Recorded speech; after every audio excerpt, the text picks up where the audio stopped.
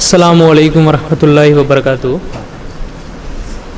என்னோடய நேம் பழைய நேம் வந்து பிரசன்னா, புது நேம் வந்து அப்துல் ரஸாக்.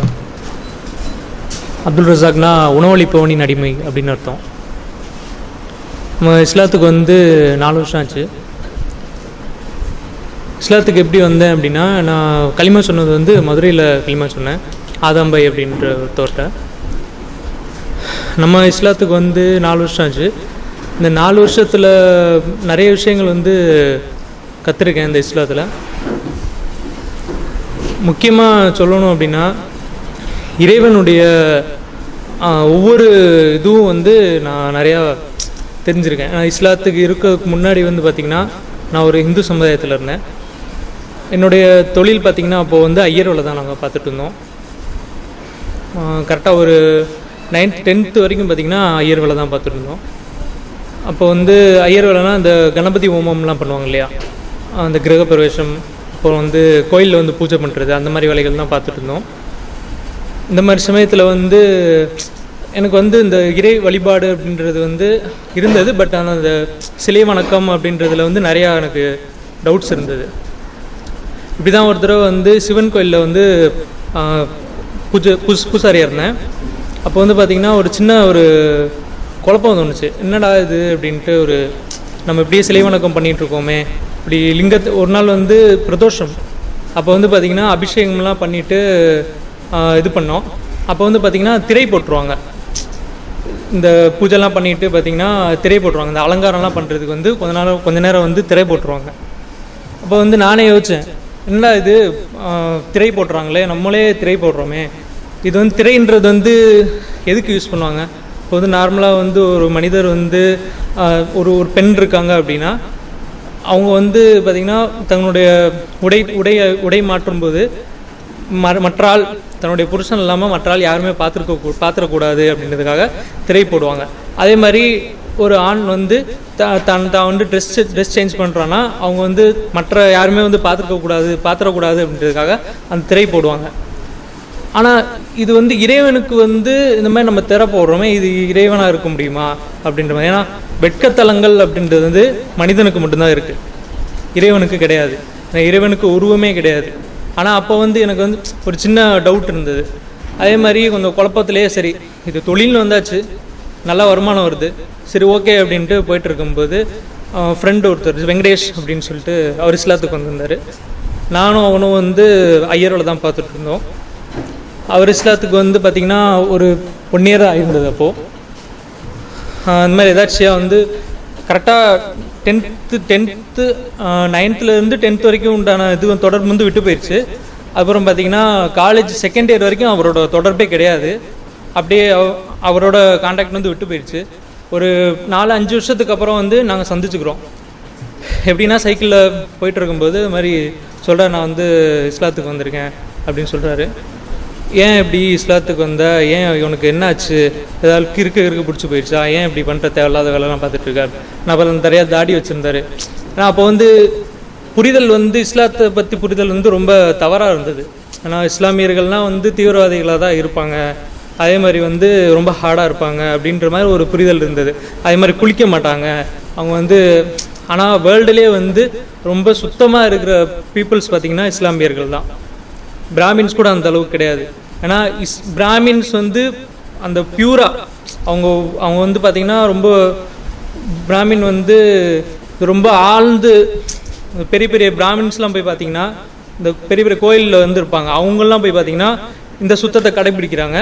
ஆனால் இந்த தொன்று அந்த இப்போ இருக்கிற பிராமின்ஸ் பார்த்திங்கன்னா ரொம்ப அவங்க வந்து ரொம்ப இப்போ வந்து இஸ்லாம் சொல்லுது, நீங்கள் வந்து பாத்ரூம் போயிட்டீங்கன்னா வந்து அந்த இடத்த நல்லா வந்து சுத்தம் பண்ணுங்கள் அப்படின்னு சொல்லுது.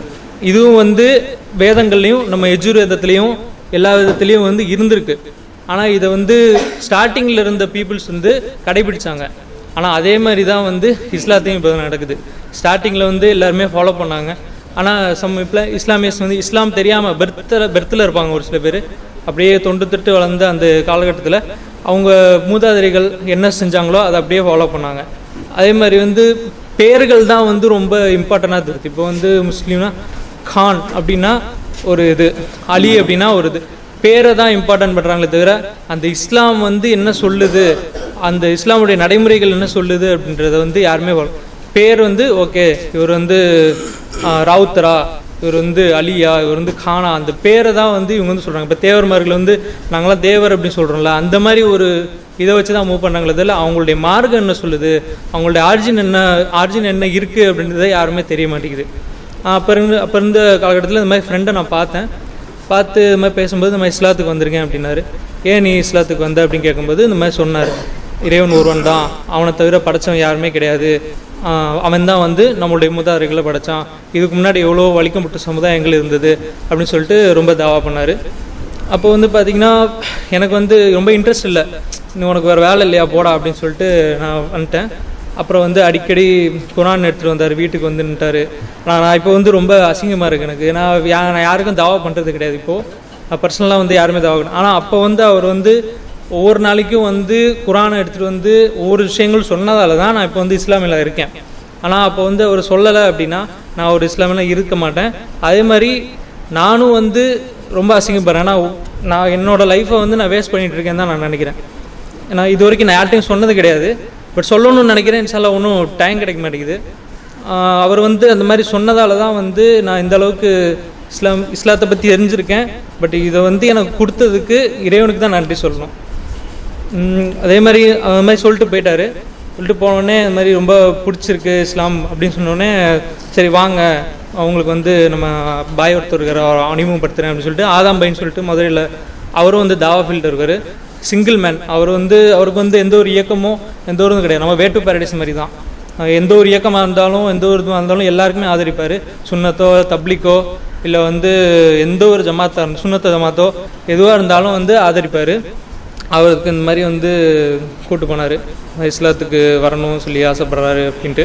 அப்புறம் உங்களுக்கு என்ன, நீங்கள் இஸ்லாத்துக்கு வர வந்து பிளைண்டாக நீங்கள் வரக்கூடாது, ஃபஸ்ட்டு வந்து இஸ்லாத்தோட அடிப்படையை நீங்கள் தெரிஞ்சுக்கோங்க. ஏன்னா எல்லாருக்குமே வந்து லா இலாஹ இல்லல்லாஹ் முஹம்மது ரசூலுல்லாஹ் இதோட இது சொன்னால் மட்டும் நமக்கு இஸ்லாம் கிடைக்காது. அதாவது இஸ்லாத்துக்கு வந்தது அர்த்தம் கிடையாது. அந்த இஸ்லாத்தை வந்து நம்ம புரிஞ்சு குரான் படி 100% ஃபாலோ பண்ணலனாலும் அட்லீஸ்ட் ஒரு 60-70% ஆச்சு நம்ம ஃபாலோ பண்ணால் தான் அந்த சூனத்தை அடைய முடியும் அப்படின்றத முழுமையாக சொன்னார். அது மாதிரி வந்து ஸ்டார்டிங்கில் இந்த மாதிரி சொல்லிட்டே இருந்தபோது நிறைய டவுட் வந்தது. கிட்டத்தட்ட ஒரு 2.5 மாதம் வந்து ரொம்ப தாவா பண்ணாங்க. அது மாதிரி நிறைய ஃப்ரெண்ட்ஸ் வந்து தேவர் சமுதாயத்திலேருந்து நிறைய பேர் கொலை பண்ணவங்கலாம் இஸ்லாத்துக்கு வந்திருந்தாங்க. கொலை பண்ணிட்டு இன்ஃபேக்ட் அவங்க வந்து ஜெயிலுக்கு போயிட்டுலாம் வந்திருக்காங்க. அவங்க வந்து இஸ்லாத்துக்கு வந்து அவ்வளோ விஷயங்கள் சொல்கிறாங்க, அவ்வளோ அறிவார்ந்த விஷயங்கள் பேசுகிறாங்க. அதெல்லாம் பார்க்கும்போது இவங்க இஸ்லாத்துக்கு வந்திருக்காங்க, அப்போது நம்மளுக்கும் வந்து இது இறைவன் கண்டிப்பாக வந்து நமக்கும் ஒரு சான்ஸ் கொடுத்துருக்கான், இதை வந்து விட்டுறக்கூடாது அப்படின்னு சொல்லிட்டு களிமா சொல்லிட்டேன். களிமா சொன்னதுக்கப்புறம் இப்போ நான் அதை வந்து உணர்றேன். இப்போ வந்து ஹிதாயத்து கிடைக்குது அப்படின்றது வந்து எல்லா இஸ்லாமியர்கள் மட்டும் கிடையாது, அதே மாதிரி ஹிந்து சமயம் கிறிஸ்டியன்லேருந்து இஸ்லாத்துக்கு வராங்க இல்லையா, அவங்களுக்கு மட்டும் ஹிதாயத்து கிடைக்கிறது கிடையாது, இஸ்லாமியர்களுக்கு கூட ஹிதாயத்து கிடைக்கிது. எப்படி சொன்னோம்னா, இப்போ வந்து ஒரு கபர் வணங்கியாக இருக்கார் ஒருத்தர், கபர் வணங்கியாவோ இல்லை வந்து ஒரு சிற்கிலையோ இதுலேயோ இருக்கார், அவருக்கு வந்து நேர்வழி கிடைக்கிது. எப்படி கிடைக்குதுன்னா 5 வேளை தொழுகிறாரு, இஸ்லாத்தை புரிஞ்சு நடக்கிறாரு. ஸோ அவருக்கும் ஹிதாயத்து கிடைக்கிற மாதிரி தான். ஏன்னா இஸ்லாமியர்கள், நான் இன்னைக்கு காலைல கூட ஒரு வீடியோ பார்த்தேன், பார்த்தீங்கன்னா ஒரு என்ன சொல்கிறதுனா ஒரு சின்ன ஒரு அவுலியான்னு சொல்கிறாங்க, ஏதோ ஒரு நம்ம அதாவது அவுலியான்றது யாருன்னா குரானை அறிஞ்சு குரான் படி வாழ்ந்து மரணிச்சவங்க. அவங்கள வந்து இவங்க என்ன செஞ்சுறாங்க அப்படின்னா, நம்ம வந்து டைரெக்டாக எதுக்கு இறைவனை வணங்கிட்டு இவங்க மூலியமாக நம்ம வந்து இறைவனை அடைஞ்சிடலாம் அப்படின்னு சொல்லிட்டு இவங்களையே வந்து ஒரு இறைவனை வந்து இது பாவிச்சு அவங்க என்ன சொல்கிறாங்கன்னா, ஒரு கபூர் மாதிரி இருக்குது, அந்த கபூரில் வந்து உக்கி போடுறாங்க.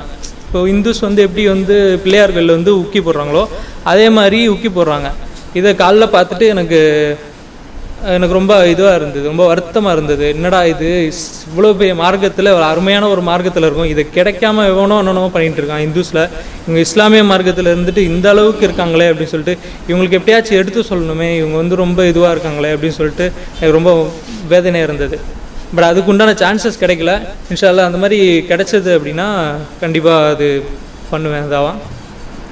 அதே மாதிரி இப்போது ரீசெண்டாக தானிஷ் அஹமத் வந்து கான்டாக்டில் வந்தார், அவர் இப்போ வரைக்கும் பேசிகிட்டு தான் இருக்கோம். பட் அவர் வந்து இது மாதிரி இஸ்லாத்துக்கு வந்து 4 வருஷம் ஆகியும் நிறைய விஷயங்கள் அவரும் கற்றுருக்காரு. நானும் கரெக்டாக ஒரு 2 வருஷம் 2.5 வருஷம் ஒன்றுமே இஸ்லாத்துக்கு வந்து சும்மா தொழுகை, அப்பப்போ தொழுகை விடுறது, அது நிறையா பாவங்கள் பண்ணியிருக்கேன். பட் இப்போ தான் வந்து இப்போ கரெக்டாக ஒரு 2.5 வருஷம் 3 வருஷமாக தான் இஸ்லாம்னா என்ன, இஸ்லாத்தில் என்ன சொல்லப்பட்டிருக்கு, இஸ்லாம்னா ஆர்ஜின் என்ன, அதோட டீட்டெயில்ஸ் வந்து சஹாபாக்கள்லாம் எப்படி ஃபாலோ பண்ணியிருக்காங்க, அந்த மாதிரி விஷயங்கள்லாம் வந்து இப்போ தான் தெரிய வருது. இன்ஃபேக்ட் எப்படி சொல்கிறதுனா, நம்ம வந்து வீட்டுக்குள்ளே போகும்போது வந்து சலாம் சொல்லிட்டு போகணும், அதே மாதிரி வீட்டுக்குள்ளேருந்து கிளம்பும்போது என்ன துவா சொல்லணும், அதே மாதிரி வந்து பாத்ரூம்குள்ளே போகும்போது என்ன துவா சொல்லணும், அந்த மாதிரி விஷயங்கள்லாம் வந்து ஏன் சொல்லப்பட்டிருக்குன்னா அது வந்து நீங்கள் ஃபாலோ பண்ணி பார்த்தீங்கன்னா அது வந்து உங்களுக்கே தெரிஞ்சிடும். ஸோ இப்போ தான் வந்து முழுமையான ஒரு இஸ்லாமியனா வந்து ஃபாலோ பண்ணிகிட்டு இருக்கேன். ஏன்னா இதுக்கு முன்னாடி வந்து ஏதோ தொழுக இறைவன் ஒருத்தன் தான் இருக்கான், அவ்வளோதான். இறைவன் ஒருத்தன் ஏற்றுக்கிட்டா உடனே சுவனத்துக்கு போயிடலாம் அப்படின்னு நான் நினச்சேன். ஆனால் அது மட்டும் கிடையாது. இஸ்லாத்தை வந்து முழுமையாக ஃபாலோ பண்ணால் மட்டும்தான் சுவனம் கிடைக்கும். ஏதோ வந்து லா இலாஹா இல்லல்லாஹ் முஹம்மது ரசூலுல்லாஹ் சொல்லிட்டோமா அவ்வளோதான், தொழுதோமா முடிஞ்சு, அப்படிலாம் கிடையாது. இஸ்லாத்தை முழுமையாக ஃபாலோ பண்ணால் மட்டும்தான் சுவனத்துக்கு அடைய முடியும். அஸ்ஸலாமு அலைக்கும் வரஹ்மத்துல்லாஹி வபரகாத்துஹு.